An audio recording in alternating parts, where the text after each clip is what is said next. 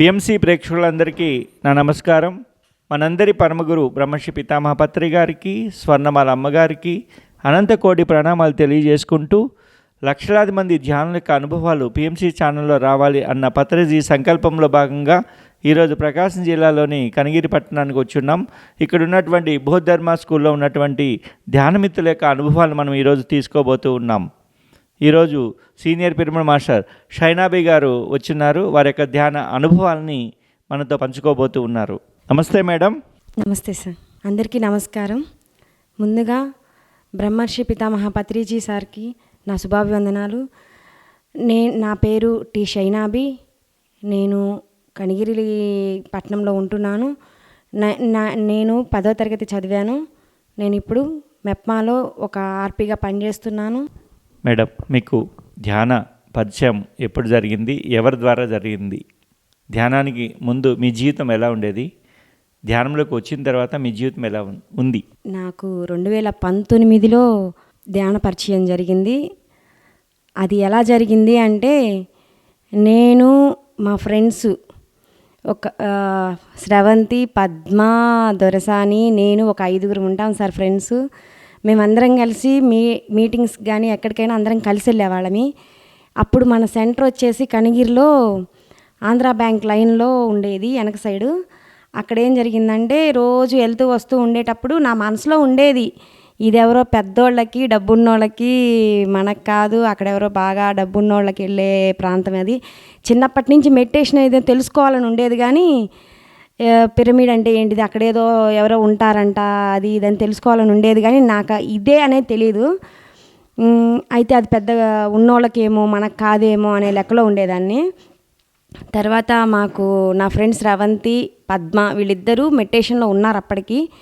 రోజు వస్తూ పోతూ ఉన్నప్పుడు, పిచ్చిదానా, అది ఉన్నోళ్ళకి కాదు లేనోళ్ళకి కాదు, నువ్వైనా చెయ్యొచ్చు, నేను తీసుకెళ్తాను నిన్ను అక్కడికి, పైనుండిద్ది సార్ సెంటరు, నేను తీసుకెళ్తాను ఒకసారి అని చెప్పి ఒకసారి తీసుకెళ్ళారు. అక్కడ భోజనం అది పెట్టించారు. తర్వాత చెప్పారు నాతో, నువ్వు నాన్ వెజ్ మానుకో అని అంటే, నేను మానుకోను అని చెప్పేదాన్ని. అట్టా అమ్మాయి ద్వారా నేను చిన్నగా అమ్మాయి చెప్పంగా నేను ఈ మెడిటేషన్లోకి అనేది వచ్చాను సార్. 3 hours చేసేదాన్ని. నేను ప్రతి క్లాసులు అటెండ్ అవుతాను సార్. అంటే నాకు బయటికి అలో లేదు సార్. నేను మార్నింగ్ ఎక్కువజామున లెగుస్తాను, అంటే 3కి లెగుస్తాను, 4కి అలా అగ్గి భీమయ్య సార్ది క్లాసులు ఎన్ని రోజులు అటెండ్ అవ్వమన్నా 41 రోజులు అటెండ్ అవుతాను. బాలకృష్ణ సార్ వాళ్ళ క్లాసులు అటెండ్ అవుతాను. అంటే ఒక మండల దీక్షలాగా ఎన్ని రోజులైనా సరే అటెండ్ అవుతూ ఉంటాను. కాకపోతే బయటికి ఎవ్వరికీ తెలియదు నేను మెడిటేషన్ చేసే విషయము. బయట ప్రపంచానికి తెలియకుండా ఇంట్లో అంటే మా హస్బెండ్కి కూడా తెలియదు సార్ నేను మెడిటేషన్ చేసేది. ధ్యానం ముందు ఎలా ఉండేదాన్ని అంటే, ఏడుపు. కొంచెం నాకు ఇంట్లో సమస్యలు ఎక్కువ సార్. దానివల్ల నాకు ఎప్పుడు ఏడుపు. ఈ మాటికి ముందు ఒక ఏడుపు, మాట తర్వాత ఒక ఏడుపు. ఆ తర్వాత నేను ఈ మెడిటేషన్లోకి వచ్చిన తర్వాత అసలు ఏడుపు అంటే ఎలాంటిది, ఇప్పుడు నాకు అసలు ఏడుపు అంటే ఎలాంటిది, ఏదో మరి తప్పితే అస్సలు ఏడుపు అంటే ఏంది, కన్నీళ్ళు అంటే ఏందని ఇప్పుడు నాకు తెలియట్లేదు. ఇప్పుడు ఎవరైనా ఏడిస్తే ఊరికే ఎందుకు కన్నీళ్ళు వస్తున్నాయి అనే స్టేజ్కి వచ్చాను. అసలు ఏడుపు అనేది నేను మర్చిపోయాను ఫస్ట్. సార్, నేను ప్రతిదీ నాకు ఒకటి అనిపించింది, మెడిటేషన్ అనేది జీవితంలో ఒక భాగం కాదు, జీవితమే అని అనిపించింది సార్. నేను ఆరోగ్యపరంగా కూడాను చాలా మెరుగుపడ్డాను. నాకు సైనటస్ ప్రాబ్లం ఉండేది. నాకు సైనటస్ ఉంటే చాలాసార్లు ఆయుర్వేద దీనికి హోమియోపతికి వెళ్ళాను. హోమియోపతికి వెళ్తే, అమ్మ నీకు సిజరియన్ చేయాల్సి వస్తుంది అన్నారు. సిజరియన్ చేయాల్సి వస్తే, అమ్మో ఈ సిజరియన్లన్నీ ముక్కు ద్వారా ఎలా చేయించుకోవాలి ఏమో, ఇవన్నీ ఎవరికి అవుతుంది అని అనుకున్నాను. నేను ఇంకప్పుడు మందులు కూడా ఆపేశాను. కానీ అది ఎలా పోయిందో నాకు తెలియదు సార్. నేను మెడిటేషన్లోకి వచ్చి నాకు ఇప్పుడు నేను ఎంతమందికి చెప్తాను, ఎవరికన్నా బీపీ పెరిగిందన్నా, షుగర్ పెరిగిందన్నా, ఇట్లా సైనటైటిస్ ప్రాబ్లం అన్నా, నువ్వు ఎలా తగ్గించుకున్నావు అని అంటే, నేను మెడిటేషన్ ద్వారా నేను ఇది తగ్గించుకున్నాను. మీరు కూడా మెడిటేషన్ చెయ్యండి. ఆ శ్వాసను గమనిస్తుంటే అది శ్వాస వల్లే, మీరేమీ ఖర్చు పెట్టనక్కర్లేదు కదా. 10 నిమిషాలు కూర్చొని ఆ శ్వాసను గమనించేదానికి ఆ ఆరోగ్య సమస్యలు పోతాయి కదా. నేను సైనటైటిస్ తగ్గించుకున్నాను. నాకు సైనటైటిస్ ఉన్న విషయం మీ అందరికీ తెలుసు, ఇప్పుడు లేదన్న విషయం మీ అందరికీ తెలుసు. మరి నాకు ఎలా పోయింది? నేను ఒక మందులు వాడలేదు, ఏం చేయలేదు. నాకు ఎలా పోయింది ఆ సైనటైటిస్ అనేది? ఇప్పుడు తలనొప్పి లేదు, నాకు మా బజార్ మొత్తము తలపట్లేసేవాళ్ళు. ఈ సైనటెస్ట్కి ఎవరు ఏ హెల్ప్ చేయాలంటే ఆ హెల్ప్. కొంతమంది తెల్లగడ్డ పొక్కులతో పట్లేశారు, ఆకులతో పట్లేశారు, సున్నంతో పట్లేశారు, కోడిగుడ్డుతో పట్లేశారు, చాలా పట్లేశారు. హాస్పిటల్కి వెళ్ళాను, ఎన్ని పట్లేసినా నాకు ఆ తలనొప్పి తగ్గింది లేదు. ఆ తర్వాత ఇప్పుడు వచ్చింది లేదు, అప్పటి నుంచి ఇప్పటి వరకు. అంటే ఎలా తగ్గింది? నేను మందులు వాడలేదు, ఏం వాడలేదు. నేను ఒకసారి మెడిటేషన్లోకి వచ్చిన తర్వాత నాకు ఆ సైనటస్ ప్రాబ్లం అనేది పూర్తిగా ఇప్పుడు లేదు. అసలు అది ఎలాంటిదో కూడా నాకు తెలియదు. ఒక్కోసారి అనిపించిద్ది, పిల్లలకు కూడా నేను అదే చెప్తాను, మీకు ఏదన్నా చిన్న ప్రాబ్లం అయినా సరే మెడిటేషన్ వాళ్ళకి ఏంటంటే ఏదైనా బాగాలేకపోతే మెడిటేషన్ చేస్తే తగ్గిద్ది. మా పిల్లలు ముగ్గురు కూడా ఇప్పుడు అదే ఆలోచిస్తున్నారు. ఏదైనా బాగాలేదంటే మెడిటేషన్లో కూర్చుంటారు. మామూలుగా అయితే కూర్చోవట్లేదు. వాళ్ళు పూర్తి శాకాహారులు, ముగ్గురు పిల్లలు కూడాను. అస్సలు వాళ్ళకి అంటే మెడిటేషన్లోకి పూర్తిగా మార్నింగ్ లేసి కంటిన్యూషన్గా ఒక క్లాస్ మాదిరి చేయరు, కానీ బాగాలేకపోతే చేయాలనే విషయం మాత్రం తెలుసు వాళ్ళకి. సార్ నేను ధ్యానానికి ముందు అంటే మాకు ఆర్థిక సమస్యలు ఎక్కువ సార్. అంటే మా ఆయన చిన్న ఆటో డ్రైవరు, ముగ్గురు ఆడపిల్లలు, ప్రైవేట్ స్కూళ్ళల్లోనే చిన్నప్పటి నుంచి ఏంటంటే నాకు లేనిది నా పిల్లలకి రావాలి, చదివించుకోవాలి అనే తపనతో నేను ప్రైవేట్ స్కూళ్ళల్లో జాయిన్ చేశాను. అప్పటి నుంచి మాకు సమస్యలు అనేది ఫీజులు కట్టే దాంట్లో కానీ పిల్లల్ని చదివించుకోలేకపోతే కొంచెం మా హస్బెండ్ కూడా అంటే ఇంకా డ్రింక్ చేస్తూ అలా ఉండేవాడు. ఇంకా అందుకని కొంచెం ఆర్థిక సమస్యలు ఎక్కువగానే ఉండేవి. అయితే మేము ఈ మెడిటేషన్లోకి వచ్చిన తర్వాత ఆర్థికంగా నాకు ఇవాళ ఇది ఈ సమస్య వస్తుంది అని ఈ ఫీజు కట్టాలి అని అంటే నా కాడికి అమౌంట్ వస్తుంది. అది ఎలా వస్తుంది అని అంటే నాకు తెలీదు, ఇలా వచ్చిందని నాకు తెలీదు. కాకపోతే ఇప్పుడు ఒకళ్ళు నాకు ఒక అమౌంటే ఇవ్వాలి, ఒక గ్రూప్కి డబ్బులు కట్టాలి, నేను ఇది తీసుకెళ్ళి అక్కడ కట్టేసుకుంటాను. అవి కట్టేసుకుంటాను, అక్కడికి ఆ సమస్య తీరిపోయిద్ది. అక్కడ కట్టాల్సిన టయానికి అక్కడ కట్టగలుగుతున్నాను. వన్స్ నాకు ఒక్కసారి ఆర్థిక సమస్య అనేది ఇప్పుడు అస్సలు లేదు. ధ్యానం వల్ల మీలో ఆ మిత్రత్వం అనేది అంటే సంబంధ బాంధవ్యాలు సో ఇప్పుడు ఎలా ఉన్నాయి మీలో? అలాగే తోటి జీవుల పట్ల మీకు ఎలాంటి దయా గుణాలు పెంపొందినాయి? సార్ ఫస్ట్ నుంచి నేను కొంచెం జంతు ప్రేమికురాలనే. అయితే చిన్నప్పటి నుంచి కూడా నాకు నాన్ వెజ్ అంత అలవాటు ఉండదు. అంటే నేను ముస్లింలో పుట్టాననే కానీ సంవత్సరానికి ఒక్కసారి 2 సార్లు, అది మా అమ్మ వాళ్ళు పెడితే తినేదాన్ని, లేదంటే లేదు. కానీ ఇక్కడికి వచ్చినాక మాత్రం పెళ్ళైనాక కనిగిరికి వచ్చినాక వీళ్ళది ఇంకా అదే మార్కెట్ సార్. అయితే వచ్చిన తర్వాత బాగా అలవాటైపోయింది. అసలు ఇంకా అది జ్వరం తగులుతున్నా కూడా అది లేకపోతే నేను ఉండలేను, తినకపోతే అదే పోయిద్దిలే అనే లెక్కలో తిన్నాను సార్. వన్స్ ఒక్కసారి మా ఫ్రెండ్స్ చెప్పారు, ఉమాయ్ అది తినకూడదు, అది తినడం వల్ల ఇలాంటి సమస్యలు వస్తాయి, నువ్వు అది మాంచుడు, నీ ఏడుపు కారణం ఆగిపోతుంది, నువ్వు దేన్నైతే ఇబ్బంది పెడుతున్నావు ఆ ఇబ్బంది నీకు ఆగిపోద్దని వాళ్ళు ఎప్పుడైతే పెట్టినాక తర్వాత నేను మానేశాను సార్. అసలు నేను పూర్తిగా మానేశాను. నేను మానేసి కూడా ఇప్పుడు 6 ఇయర్స్ అవుతుంది సార్. 6 ఇయర్స్ అవుతుంది నేను మానేసి. 2019లో మానేశాను నేను. మా పిల్లలు ముగ్గురు కూడా సార్ ఎగ్లెస్, చిన్నపిల్లలకి వాళ్ళకి ఏం తెలుసు సార్, అసలు ఎగ్గేస్తారని చెప్పి కేక్ తినరు, ఎగ్గేస్తారని చెప్పి బిస్కెట్లు తినరు. వాళ్ళు ఎవరైనా పిల్లలు స్కూల్ సరే నా ముందు అలా ఉంటారేమో అనుకుంటే, మా అమ్మ ఇప్పుడు ఒంగోలులో ఉంటుంది, మా అమ్మ ఎప్పుడన్నా ఎగ్ అవి ఏదైనా చేసినా ఆ గెరెటలు మళ్ళీ దీంట్లో కానీ పెడితే తినదంట సార్. అందుకని చెప్పి మా అమ్మ జాగ్రత్తగా వంట చేస్తుంది. అమ్మో నీ కూతురు చూసిందంటే ఇంకా దాంట్లో ఏలు కూడా పెట్టదు అంటే. పిల్లలు పూర్తిగా వెజిటేరియన్ సార్ వాళ్ళు. ఇంకా దాంట్లో నాకు అనిపించింది నేను ఎక్కడైనా సరే నా పిల్లలకి ఇది ఒక్కటే నేర్పించగలిగాను, శాకాహారం నేర్పించాను. వాళ్ళు కూడా సార్ జీవహింస మహాపాపం అని చెప్పి వాళ్ళు నలుగురికి చెప్పే ఇదిలో ఉన్నారు, అందరికీ చెప్తున్నారు, వాళ్ళు జాగ్రత్తగా ఉంటున్నారు. అంటే ఇంకా చిన్నపిల్లలే కదా సార్, ఇంకా వాళ్ళు ముందుకు ఎదిగి వాళ్ళు 10 మందికి చెప్పాలని కోరుకుంటున్నాను సార్. పత్రి సార్ని ఎప్పుడు కలిశారు? కలిసినప్పుడు మీకు ఎలాంటి అనుభూతి కలిగింది? అది భౌతికంగా కానీ ధ్యానంలో పత్రి గారు మీకు ఎలాంటి సందేశాలు ఇచ్చారు?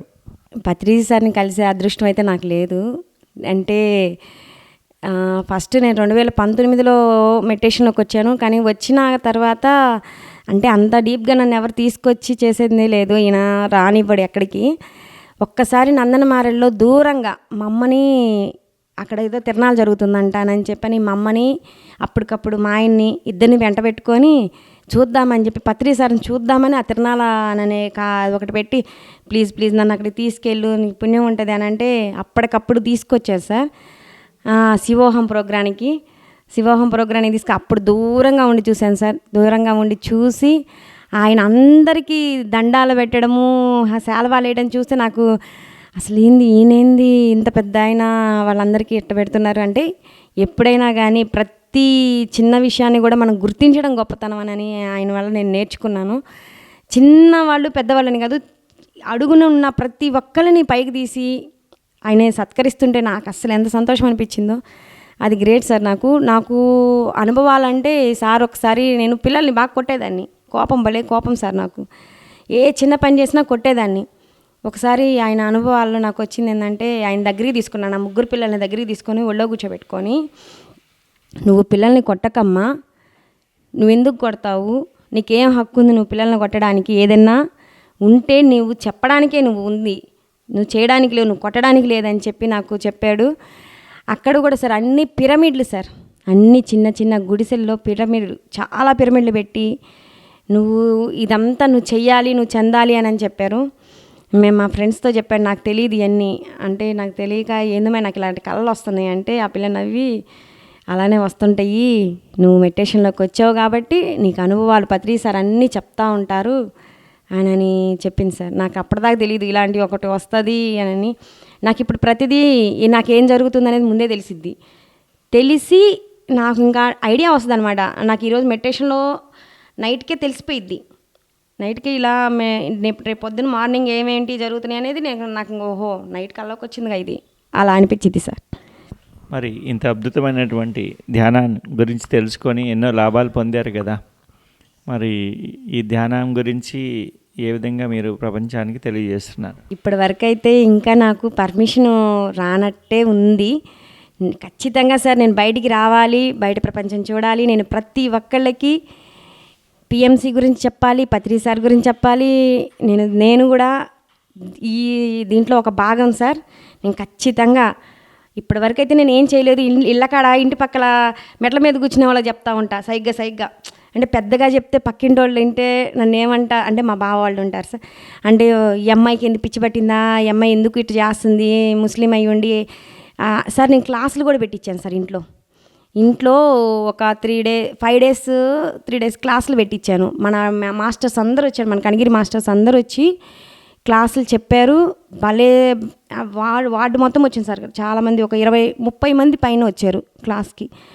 సరే అలా అయిపోయింది కదా, నాకు ఇంకా ఎదుగుతున్నాను అనుకున్నాను, కానీ అక్కడే బ్యాక్ స్టెప్ పడిపోయింది సార్ నాకు.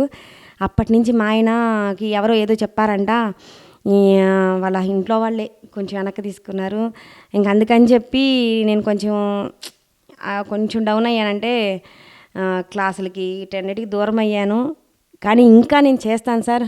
మా ఆయన కూడా నాకు సపోర్ట్ ఉన్నారు. ఆయన ఏదన్నా బాధ ఉంటేనే మనకి ఫస్ట్ పిఎంసి ధ్యానం గుర్తొస్తుంది, మెడిటేషన్ గుర్తొస్తుంది. ఆయన బాధ పెట్టకపోతే నేను ఇక్కడికి వచ్చేదాన్ని కాదేమో. ఆయన బాధే నాకు ఇవాళ ఈ సపోర్ట్ ఇచ్చి, నిజంగా ఆయనకు నేను ఎప్పుడు కృతజ్ఞత చెప్తూనే ఉంటా. నువ్వు కష్టపెడితేనే నేను పిఎంసి దీంట్లోకి వచ్చాను, ధ్యానంలోకి వచ్చాను, లేకపోతే వచ్చేదాన్ని కాదు. నిజంగా నువ్వు ఎంత మంచివాడువా అనిపించింది. ఆయనకి కృతజ్ఞతలు సార్. ఆయన అట్ట పెట్టకపోతే నేను వచ్చేదాన్ని కాదు. అన్నీ బాగుంటే రారు సార్. నిజంగా అయితే అన్నీ బాగుంటే మెడిటేషన్లోకి రారు. అది కష్టం కలిగినోడే వస్తాడు. ఆ కష్టం నాకు కలిగింది కాబట్టి, ఆయన ద్వారా కలిగింది కాబట్టి, ఆయన నిజంగా నేను ఎంతో ఆయన కృతజ్ఞతతో ఉన్నాను. నిజంగా అందరికి చెప్తాను సార్, మొత్తం అందరికీ చెప్పి నేను దీన్ని చాలా ఎక్కువగానే స్థాయిలోకి తీసుకెళ్తాను సార్. పిఎంసి ఛానల్ గురించి మీ మాటల్లో, పిఎంసి సమాజాన్ని ఏ విధంగా ప్రభావితం చేస్తుంది, పిఎంసిలో ఎలాంటి కార్యక్రమాలు చూస్తున్నారు, ఏ కార్యక్రమాలు మిమ్మల్ని ప్రభావితం చేస్తున్నాయి, అలాగే మీ యొక్క సహాయ సహకారాలు కూడా పిఎంసి ఛానల్లో అనుభవాలు ఎక్కువ వింటాను సార్. అందరివి ప్రతి ఒక్కళ్ళ అనుభవం వింటూ ఉంటాను. ఆ అనుభవాల ద్వారా కూడా చాలామంది నేను చెప్తుంటాను. 99లో 99వ ఛానల్లో వస్తుంది మనకి పిఎంసి ఛానల్. అది చూస్తూ ఉండండి, మీరు ఊరికి పెట్టుకుంటా వింటా ఉంటే మనకు ఆ అనుభవాల వల్ల కూడా మనము ఇట్లా మార్పు వస్తుంది మనుషుల్లో అని చెప్తా ఉంటాను. నిజంగా ఇంత గొప్పటి కార్యక్రమాలన్నీ ఈ పిఎంసిలో చేస్తున్నందుకు చాలా థ్యాంక్ యూ సార్. చివరిగా ఈ ధ్యానం గురించి, శాకాహారం గురించి ఈ సమాజానికి, ఇప్పుడు సమాజం ఎంతో యాంత్రికంగా జీవిస్తుంది, సమాజంలో ఉన్న ప్రజలందరూ, వారికి మీరు ఇచ్చే సందేశం ధ్యానం గురించి, శాకాహారం గురించి. ప్రతి ఒక్కరూ ధ్యానం చెయ్యాలి, చేస్తారు. ఎందుకంటే సార్ ఇప్పుడు ఎవరు బాగలేదని హాస్పిటల్కి పోయినా ఫస్ట్ మెడిటేషన్ చేయమని చెప్తున్నారు. ఇప్పటికే చాలామంది వరకు మారుతున్నారు, ఇంకా కూడా మారుతారు. శాకాహారం కూడా చెప్తున్నారు. ఎందుకంటే అది తినడం వల్ల మీకు ఇది వచ్చింది అని ఖచ్చితంగా చెప్తున్నారు. కాబట్టి ప్రతి ఒక్కళ్ళు శాకాహారులుగా మారండి, ధ్యానం నేర్చుకోండి. ఎందుకంటే శాకాహారిగా ఉన్నప్పుడు ఆరోగ్యంగా ఉంటారు. మనం హాస్పిటల్కి కూడా వెళ్ళని అవసరం లేదు. అక్కడికి వెళ్ళినా కూడా చెప్పే పని ఏంటంటే మెడిటేషన్ చేయండి. ఖచ్చితంగా అందరూ మెడిటేషన్ చేయాలి, శాకాహారంగా ఉండాలి. ఏ జీవిని మనం బాధ పెట్టద్దు, చంపద్దు. చూశారు కదా మిత్రులారా, షైనాబి గారి యొక్క ధ్యాన అనుభవాలు ఎంత అద్భుతంగా ఉన్నాయో. ప్రతి చిన్న విషయానికి కూడా ఎంతో దుఃఖపడేటువంటి ఆవిడ ధ్యానంలోకి వచ్చిన తర్వాత ఆ దుఃఖాన్ని నుంచి బయటపడి, అలాగే ధ్యానం సర్వరోగ నివారణి అన్నట్లు తను ఎంతో కాలం నుంచి బాధపడుతున్నటువంటి ఆ సైనస్టిస్ వ్యాధిని ఏ విధంగా తగ్గించుకున్నారో ఆమె యొక్క మాటల్లో విన్నాము. అలాగే ఒక ముస్లిం కుటుంబంలో జన్మించి మాంసాహారిగా ఉంటూ కూడా ఇంత సత్యం గురించి తెలుసుకొని, జీవహింస మహాపాపం అని తెలుసుకొని ఈరోజు పరిపూర్ణమైనటువంటి శాకాహారిగా ఉంటూ తన కుటుంబ సభ్యులు, పిల్లలందరినీ కూడా శాకాహారులుగా మారుస్తూ ఉంది. మేడం, మీరు శాకాహారులుగా ఎప్పుడు మారారు, ఎలా మారారు? శాకాహారులుగా మారకముందు మీ యొక్క ఆలోచనలు, మీ యొక్క భావోద్వేగాలు ఎలా ఉన్నాయి, తర్వాత ఎలా ఉన్నాయి? అలాగే మీ కుటుంబ సభ్యులందరూ కూడా శాకాహారులుగా మారారు అంటే మీ పిల్లలు అందరూ చెప్పారు కదా, వారి గురించి కూడా కొద్దిగా వివరంగా చెప్పండి. శాకాహారిగా 2019లో మారాను సార్. నేను మారాను కానీ మా ఇంట్లో నేను చెప్పలేదు సార్. అంటే జీవహింస మహాపాపము మీరు మానుకోండి అని నేను చెప్పలేదు. నేను మానుకున్నాను. నేను మెడిటేషన్ చేస్తూ ఉండేదాన్ని. నాకు 3 పిల్లలు చూస్తూ ఉంటారు సార్. 3 పిల్లలు చూస్తూ ఏంది మా అమ్మ తినట్లేదు అని అనుకుంటున్నారు కానీ నన్ను అడగలేదు. ఫస్ట్ పెద్ద పాప 10th సార్. ఆ పిల్ల, అమ్మాయికి తెలుసు, అమ్మాయికి 500 పైన మార్కులు రావని తెలుసు అమ్మాయికి. కాకపోతే నేను బాధపడతానని చెప్పి నాకు ఎట్టో కట్ట ఎవరో ఒకరు మా అమ్మ మెడిటేషన్ చేస్తుంది, దానివల్ల నాకు ఏదో యూజ్ ఉంది అని చెప్పానని, నేను కానీ నాకు 500 పైన కానీ మార్కులు వస్తే ఖచ్చితంగా నేను జీవహింస చెయ్యనుమా, నేను తిననుమా అని నాకు చెప్పింది. నేను నవ్వాను. నేను ఇంకేం మాట్లాడలేదు, ఊరికే నవ్వాను. వాళ్ళ నాన్నున్నారు, నేనున్నాను, అందరం ఉన్నాం ఇంట్లో. అందరం అన్నం తినేటప్పుడు ఆ మాట చెప్పింది. తర్వాత మరుసటి రోజు రిజల్ట్స్ సార్. ఆ పిల్లకి అనుకున్నది ఒకటైతే అంతకు మించి 515 మార్కులు వచ్చినాయి. ఆ పిల్ల చాలా సంతోషపడింది. అప్పటికి ఇప్పటికి సార్ అమ్మాయి ఈ నాన్ వెజ్ అనేది యాక్సెప్ట్ చేయదు సార్, తినదు సార్. అలాగే రెండో పాప, అమ్మాయికి ఒక చిన్న ఆరోగ్య సమస్య వచ్చింది సార్. అమ్మాయి ఆరోగ్య సమస్య వల్ల అమ్మాయి బాగా సఫర్ అయ్యింది. మేమందరం బాధపడుతుంటే ఆ పిల్ల ఏం చెప్పలేదు. నేను కానీ నా సమస్య కానీ తీరింది అని అంటే ఖచ్చితంగా నేనుండి ఎందుకు నువ్వు ఎందుకు ఇంత బాధపడుతున్నావు, దేనికి బాధపడుతున్నావు అంటే, నేను నాన్ వెజ్ తింటా కదా, వాటిని బాధ పెట్టడం వల్ల నేను ఈ బాధపడుతున్నానేమో, నేను ఇంకెప్పుడు జీవితంలో ఆ జీవహింస చెయ్యనుమా, నేను తిననుమా అని చెప్పింది. అట్టనే ఆ అమ్మాయి కూడా మానేసింది సార్. మేము 3 మానేసిన తర్వాత మా ఇంట్లో మా చిన్న పాప తింటున్నది సార్. పాపం తింటూ దానికి ఎందుకు మానుకుందో, అయితే లోపల నుంచి మానుకోలేదు. మా అమ్మ వాళ్ళు తినట్లేదు, మళ్ళీ నేను తింటే ఏమైద్ది అన్నట్టుగా ఆ పిల్ల మానేసింది. కానీ నేను వాళ్ళ అమ్మమ్మ వాళ్ళ ఊరు పోయింది. అక్కడికి వెళ్ళిన తర్వాత మా అమ్మ పెట్టింది సార్, తిన్నిందని చెప్పి వాళ్ళ నాన్న హ్యాపీగా తీసుకొచ్చి ఇంకేందో తీసుకొచ్చి పెట్టాడు. పెడితే ఆ రోజు పాపం దండం పెట్టింది వాళ్ళ నాన్నకి. నాన్న నాకు ఏడుపు వస్తుంది నాన్న, నేను తినలేకపోతున్నాను దీన్ని, నాకు ఎప్పుడు వద్దు నాన్న, నాకు వాంతి వస్తుంది, ఏడుపు వస్తుంది, నేను తినను నాన్న అని చెప్పానని చెప్పింది సార్. వాళ్ళ నాన్న అర్థం చేసుకొని వద్దులే అమ్మాట అయితే తినమాకు అని చెప్పానని ఇప్పటివరకు అడగలేదు సార్, మీరు తినండి అని ఇప్పటివరకు వాళ్ళ నాన్న అడగలేదు. ఒకవేళ వాళ్ళ నాన్న నాన్ వెజిటేరియన్ అయ్యుండి కూడా మా నలుగురికి ఎలా సహాయం చేస్తాడంటే, మేము ఎక్కడికైనా బంతులకు వెళ్ళాము అని అంటే తను ముందుగా పోయి చెకింగ్ చేస్తాడు. ఈ సాంబార్లో ఏం కలిపారు, ఈ గోంగూరలో ఏం కలిపారు అని అన్నీ చెక్ చేసుకొని అవి మంచిగా ఉన్నాయి అంటేనే మా దాకా వాళ్ళకి వడ్డించండి, లేదంటే వడ్డించకండి అని చెప్పని ముందుగానే మాకు హింట్ ఇస్తాడు. దాంట్లో అది ఉంది, దీంట్లో ఇది ఉంది, మీరు తినకండి అని చెప్పని అసలు మాకు ఎంత సపోర్టుగా ఉంటాడంటే, మేము ఎక్కడికన్నా అంటే వెళ్ళకపోతే కుదరదు సార్. ఏదైనా ఫంక్షన్లకు వెళ్ళకపోతే అయినోళ్ళు పిలిచారు, పోకపోతే బాగోదు. కానీ అక్కడికి వెళ్తే మామూలుగా ఉండదు. ఇంక అలాంటప్పుడు ఆయన ఏం చేస్తాడు, ముందుగా సరౌండింగ్స్ అన్ని చూస్తాడు. పలానా చోట ఇది ఉంది, అక్కడికి నువ్వు వెళ్ళినా నువ్వు తినవు చెయ్యవు, లేదంటే దూరంగా ఉండి చూసిరా, వాళ్ళని చూసి వాళ్ళకి కనిపించిరా కానీ తినకు అని చెప్తారు. ఆయన చాలా సపోర్ట్ చేస్తారు సార్ నాకు. Thank you sir, thank you. So ఇంత అద్భుతమైనటువంటి జ్ఞానాన్ని వారు మన పిఎంసి ప్రేక్షకుల కోసం అందించినందుకు వారికి హృదయపూర్వకమైనటువంటి ధన్యవాదాలు మేడం. ఈ అవకాశం ఇచ్చిన పత్రిజీ సార్కి, పిఎంసి ఛానల్కి అందరికీ వేల వేల కృతజ్ఞతలు. Thank you very much sir.